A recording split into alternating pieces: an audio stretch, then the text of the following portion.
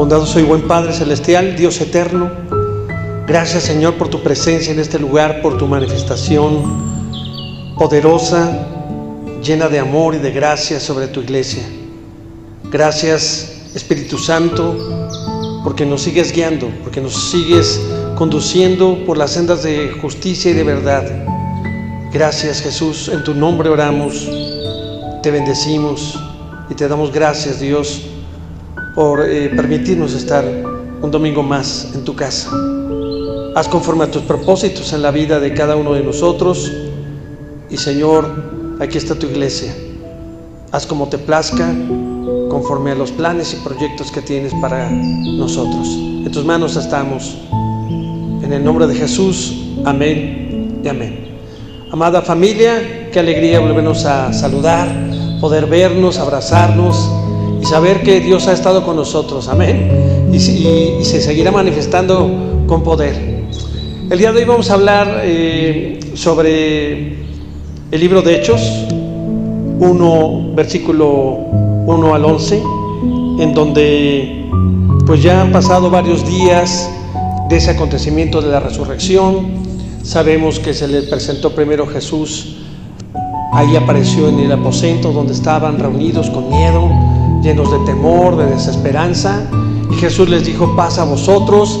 Dice ahí que les dio soplo de vida, les dio soplo del Espíritu Santo a los que ahí estaban. Recordamos que no estaba Tomás en esa reunión, sino hasta dentro de 8 días apareció y dice: Señor, ahora sí creo, ¿verdad? Bueno, pues como vio, ahora sí creyó. Más bienaventurados, dice el Señor Jesús, aquellos que sin haberme visto han creído. Y hablamos que esos somos nosotros, los de estos tiempos, esta iglesia, que aunque no hemos visto aún a Jesús físicamente, sabemos que Él está con nosotros, que Él se manifiesta en nuestras vidas, en su iglesia, y ahí estamos parados. Así que vamos a leer las Escrituras. Acompáñenme al libro de Hechos, capítulo 1, versículo 1 al 11. En el primer tratado, o Teófilo, hablé acerca de todas las cosas que Jesús comenzó a hacer y enseñar. Mire, aquí vemos dos cuestiones muy importantes. Que Jesús no solamente hizo, verá, milagros, sanidades, sino también enseñó la manera en que debemos de vivir, de conducirnos. Nos dejó estatutos, principios, muchas cosas. Versículos 2. Hasta el día en que fue recibido arriba, después de haber dado mandamientos por el Espíritu Santo a los apóstoles que había escogido, a quienes también, después de haber padecido, se presentó vivo con muchas pruebas indubitables, apareciéndoles durante 40 días y hablándoles acerca del reino de Dios. Y estando juntos, les mandó que no se fueran de Jerusalén, sino que esperasen la promesa del Padre, la cual les dijo: oísteis de mí. Porque Juan ciertamente bautizó con agua, mas vosotros seréis bautizados con el Espíritu Santo dentro de no muchos días. Entonces los que se habían reunido preguntaron diciendo: Señor, ¿restaurarás el reino a Israel en este tiempo? Y les dijo: no os toca a vosotros saber los tiempos o las sazones que el Padre puso en su sola potestad, pero recibiréis poder cuando haya venido sobre vosotros el Espíritu Santo, y me seréis testigos en Jerusalén, en toda Judea, en Samaria y hasta lo último de la tierra.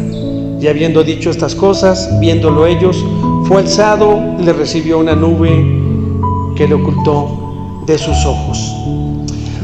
Bueno, pues vamos a entrar en el tema. Usted sabe que sus orígenes, estos dos libros, lo que es Lucas y Hechos, eran un solo tomo y que fue escrito por Lucas desde Éfeso, cuando estaba él en Éfeso, aproximadamente en el año 80 después de Cristo.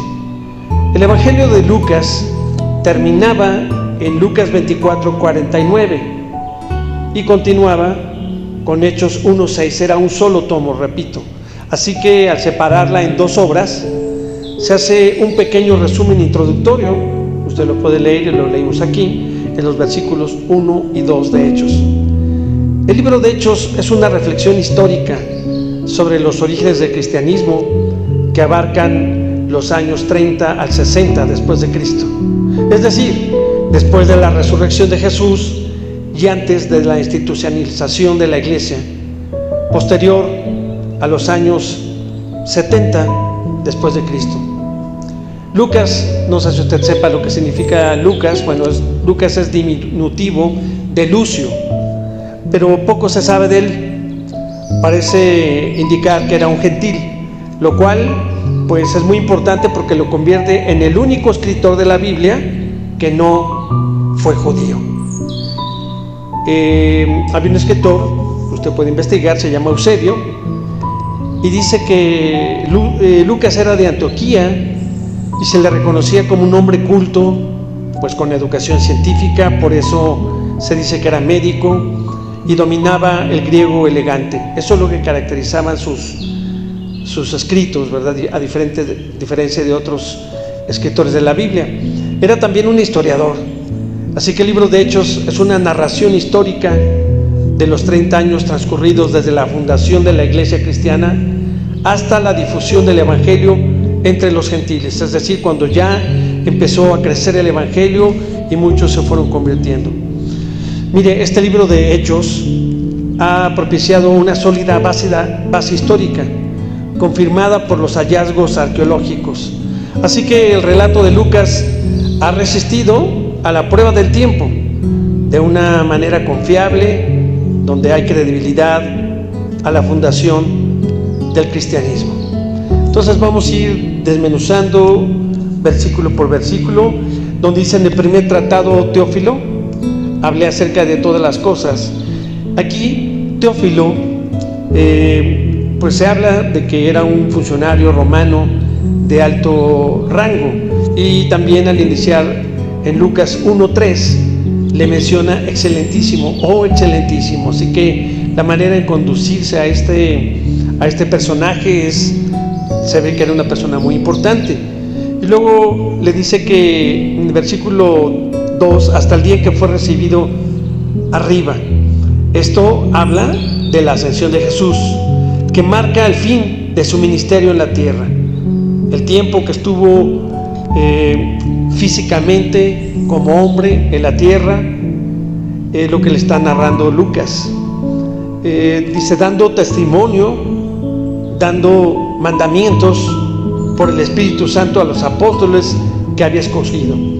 Es decir, que Jesús dejó indicaciones precisas que se debían de seguir.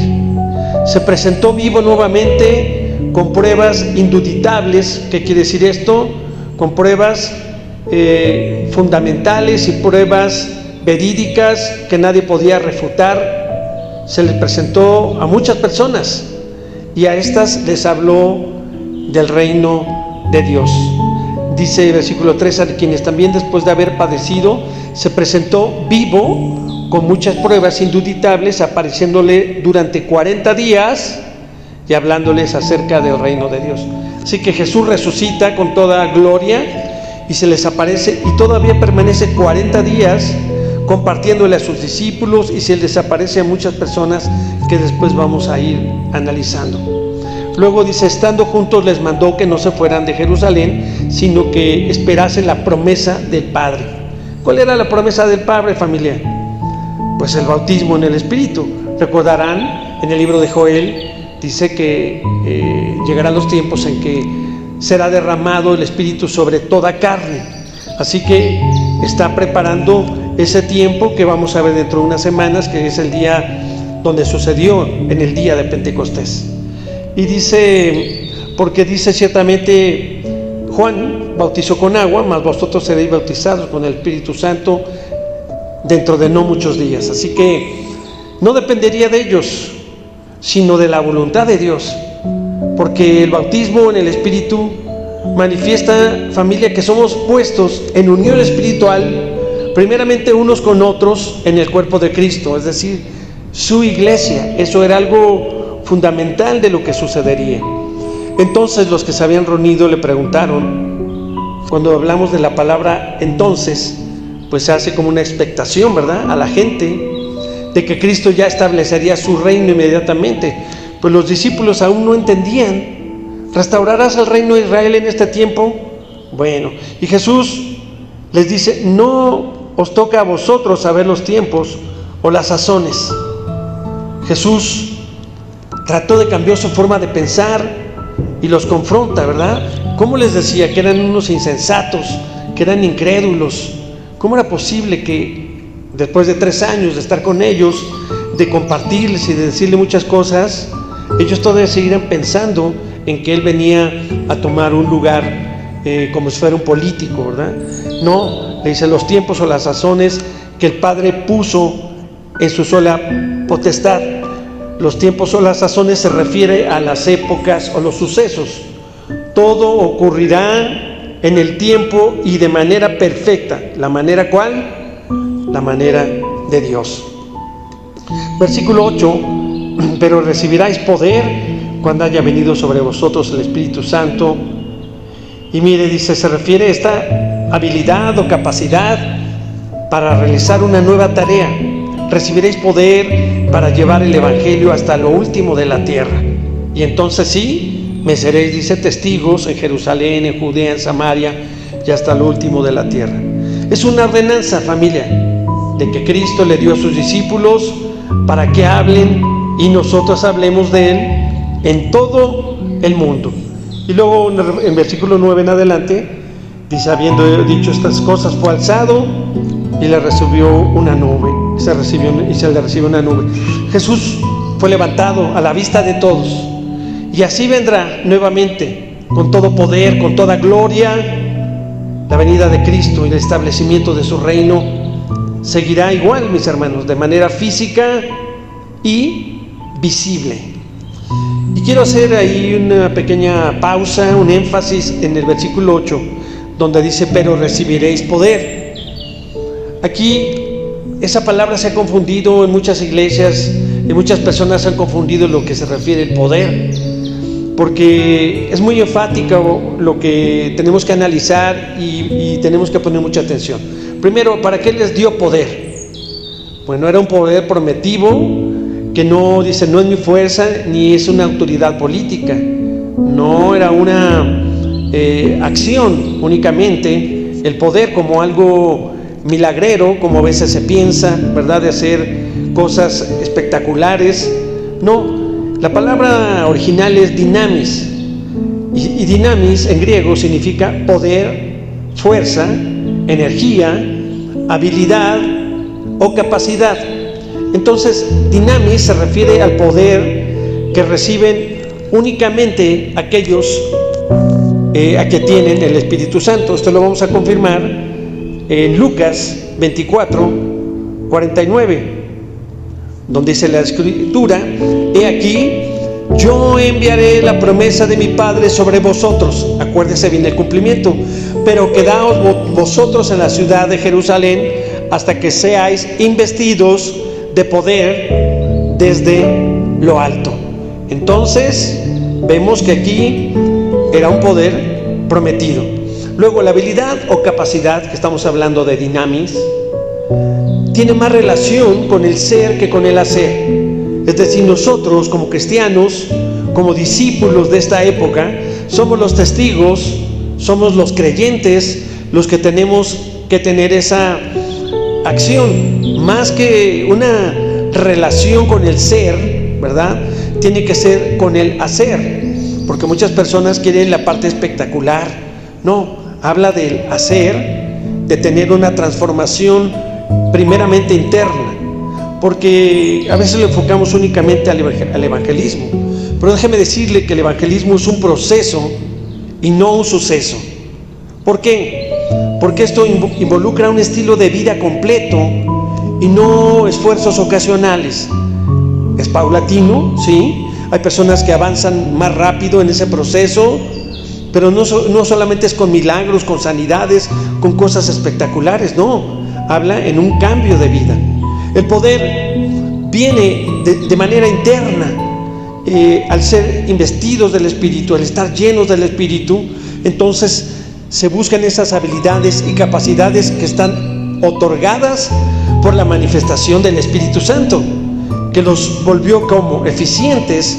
¿Para qué? ¿Para qué tener poder? Pues para la proclamación del Evangelio. Por eso les dice que vayan y prediquen a toda criatura, y les capacita, les da habilidades, les da talentos y también les da ordenanzas. Mire, este poder, repito, es para testificar. El poder que les da es para que vayan y testifiquen, porque acuérdense que estaban temerosos, estaban todos deprimidos, encerrados, y cuando Jesús se aparece, que todavía no llegamos al día de Pentecostés, recuerde usted, todavía no llegamos a ese día donde se derrama el Espíritu con lenguas en sus cabezas, lenguas de fuego. No, estamos hablando todavía de varias semanas antes, donde Jesús ya les había dado a 10 discípulos del Espíritu Santo. En griego hay una palabra que se llama exousia, y significa autoridad derivada o conferida, garantía o derecho de hacer algo. ¿Quién es el portador de este poder, de esta autoridad? Pues Jesús.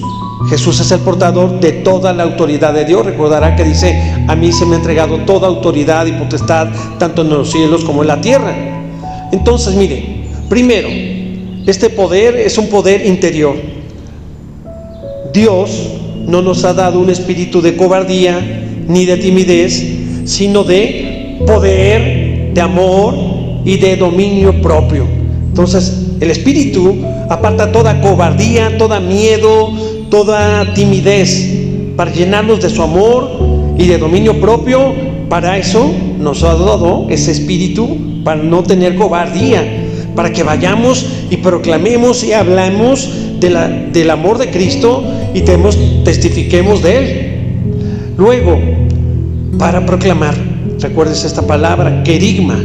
La palabra querigma, ya le hemos dicho varias veces, es la proclamación del nacimiento, su desarrollo, su muerte y su resurrección. Entonces, recordemos como dice la Escritura: porque no me avergüenzo del Evangelio, porque es poder de Dios para salvación a todo aquel que cree, al judío primeramente y también al griego. Así que es un poder interior que impulsó y nos debe de impulsar a nosotros para proclamar, para ir a compartir. Tercer punto, ¿para qué dio poder? Para llevar a las personas a Dios. Y ni mi palabra, ni mi predicación fue con palabras persuasivas de humana sabiduría, sino con demostración del Espíritu y de poder. Amén. Así que, ¿para qué les dio poder? Para llevar a otros a Dios. También para que vuestra fe no esté sustentada en la sabiduría de los hombres, sino en el poder de Dios. No es con nuestras fuerzas, sino es con el Espíritu Santo. 5. Para que por medio de sus discípulos, de ti y de mí, llenos de este poder, entonces Jesús podría continuar la obra que había comenzado en la tierra, y se harían obras aún mayores, ¿no? Mire, vamos a leer en el Evangelio de Juan 14:12. Dice la Escritura: de cierto os digo, el que en mí cree, las obras que yo hago, él las hará también, y aún mayores hará, porque yo voy al Padre. Así que la iglesia, usted y yo como discípulos que formamos esta parte de la iglesia, nos ha dado poder para continuar su obra, la obra que Jesús comenzó. Y luego el poder de testificar, de dar testimonio. Hemos dicho ¿qué es dar testimonio? ¿Qué es testificar? Bueno, lo que hace un testigo es dar fe de un hecho, el que vio, el que le consta, el que estuvo presente, el que puede de alguna manera testificar y decir que es verdad lo que sucedió. Así que les ha dado poder a los discípulos, poder del testimonio, presentado por el Espíritu, y que sería una señal distintiva de la iglesia cristiana. La iglesia primitiva, mis hermanos, lo que hacía era testificar de lo que Jesús había hecho, de lo que Jesús les mostró todo lo que sucedió con Jesús, que era cierto. Nosotros, porque no vimos a Jesús, ¿no podemos testificar? Claro, mis hermanos, todos los días hay cosas especiales que el Señor hace en nuestras vidas. Tú tienes que testificar todos los días a alguien. Te levantas, tienes alimento, tienes un techo, tienes salud, tienes muchas cosas. Habrá algunas que nos falten o no sean tan abundantes, pero tenemos, y eso tenemos que testificar, que estamos sanos, que hemos sido liberados del pecado, que nos han libertado de muchas cosas, de peligros, tantas cosas, familia, que tenemos que dar testimonio de que es Él. No somos nosotros los que con nuestras obras o con nuestras acciones, a veces creemos que somos nosotros porque somos buenos. No, es solamente por gracia, por su gracia infinita. Así que trata 5 puntos fundamentales.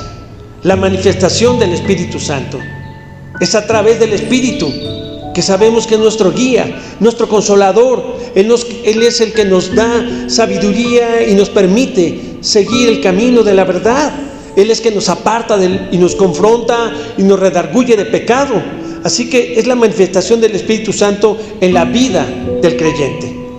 Luego, ¿qué sucedió? Pues esta manifestación se convirtió en un movimiento misionero que se estructuraba en pequeñas comunidades domésticas.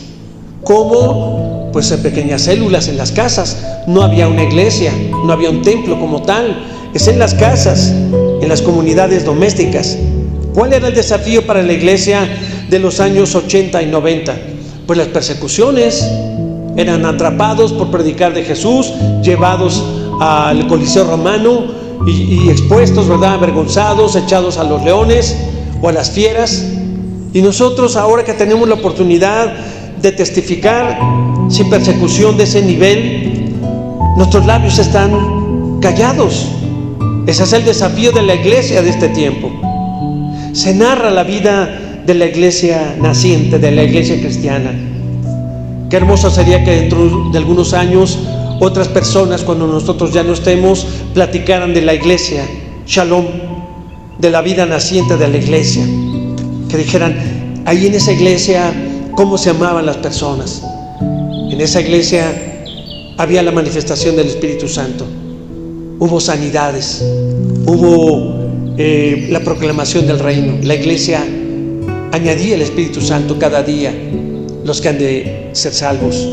Y finalmente la vida misionera de los apóstoles, en especial del apóstol Pedro y de Pablo, ¿verdad? Sabemos toda la vida que tuvo que realizar, todas las cosas que tuvo que pasar, y aún decía que él era débil y que cada vez que se sentía ya débil y que no podía compartir, el Espíritu Santo lo vivificaba, lo fortalecía, y él era lleno del Espíritu de Dios para poder seguir compartiéndole a las personas. Así que tenemos que aprender, mis hermanos, que el ser testigos es una cuestión importante y nosotros debemos de serlo. Ahora la pregunta viene a nosotros: ¿y tú quién eres? ¿Podemos confesar afirmando que somos testigos de Jesús para hacer luz en este mundo desesperado, este mundo perdido?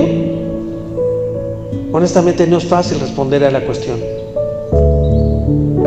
porque si estamos conscientes de que nuestra misión es construir el reino de Dios en este mundo, habrá que vivir la justicia, la paz, la convivencia fraternal, la liberación.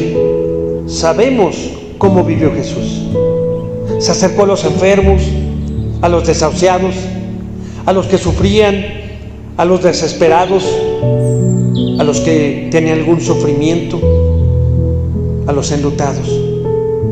Sus primeras palabras fueron las de construir una humanidad más igualitaria, donde todos nos amemos como hermanos. Entonces, ¿por qué nos distanciamos de quienes viven en constante angustia? Una de las formas en las que se nota nuestro distanciamiento, pues es honestamente en el poner caras tristes, caras de funeraria, ¿verdad? Caras amargas. Hay muchos cristianos que viven así, con caras de de angustia, ¿no?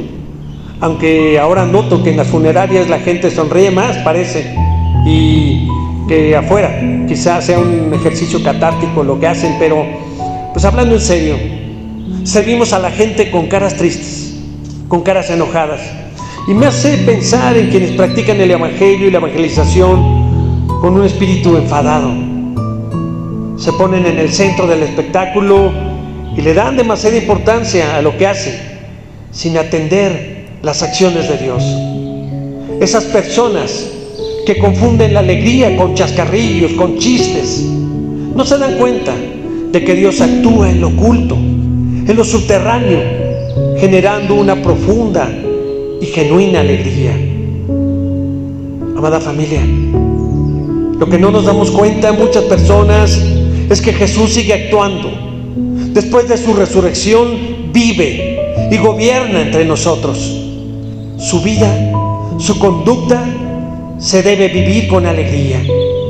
Jesús camina con paso firme, alumbrando los corazones de quienes su único sentido de vida está en la esperanza de construir un reino de justicia.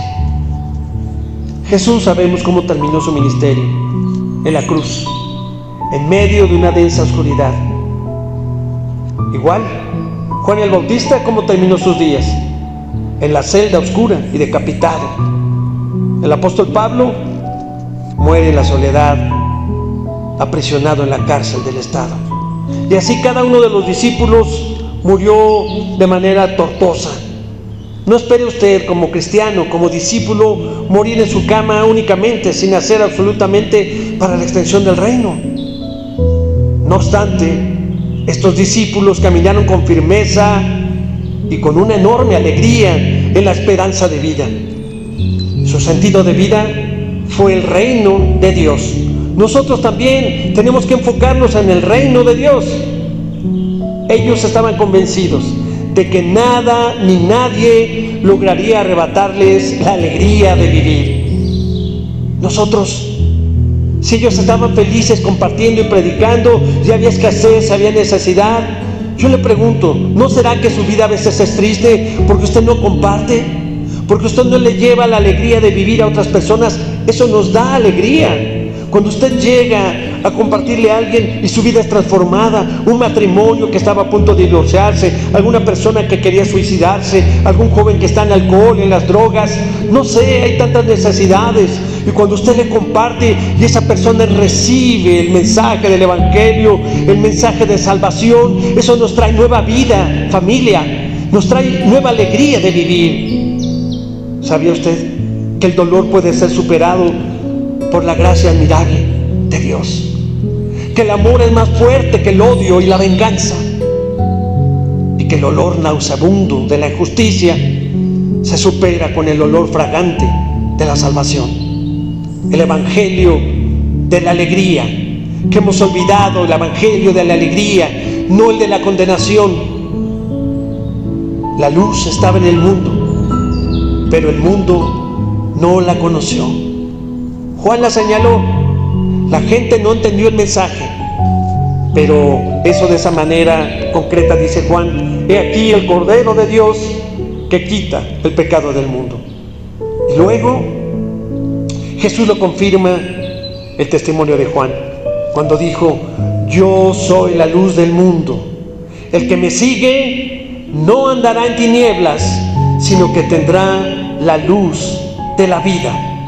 Juan 8:12. Así que concluyo, familia. Somos testigos de Jesús.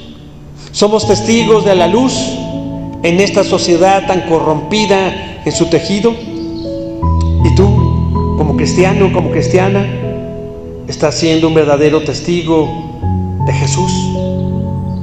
Y debemos de confirmar estas señales. Así como en esos tiempos, las señales que nos seguirían, familia, son el amor, el perdón, la inclusión, la restauración, la sanación y la misericordia. Amada iglesia, Dios está preparando cosas grandes y maravillosas para nosotros. No sé si usted lo crea, pero debemos de poner en acción nuestra fe. no solo contemplando el poder del Espíritu Santo, sino siendo partícipes de su obra redentora en estos tiempos. Oremos. Amado Dios, bendito Rey, reconozco que nada soy sin tu luz, sin tu palabra. De nada me sirve la fama, el prestigio, el nombre, las riquezas, si tú no iluminas mi corazón. Permítenos, Señor, estar siempre unidos a tu gracia para cumplir la misión que nos has encomendado en este corto tiempo terrenal llamada vida. Señor, que tu Espíritu nos siga guiando y permite que esta iglesia, este remanente, siga siendo tu voluntad y que podamos seguir creciendo en fe, en amor y en esperanza. Amada familia, la paz de Dios sea con usted y con los suyos. Shalom.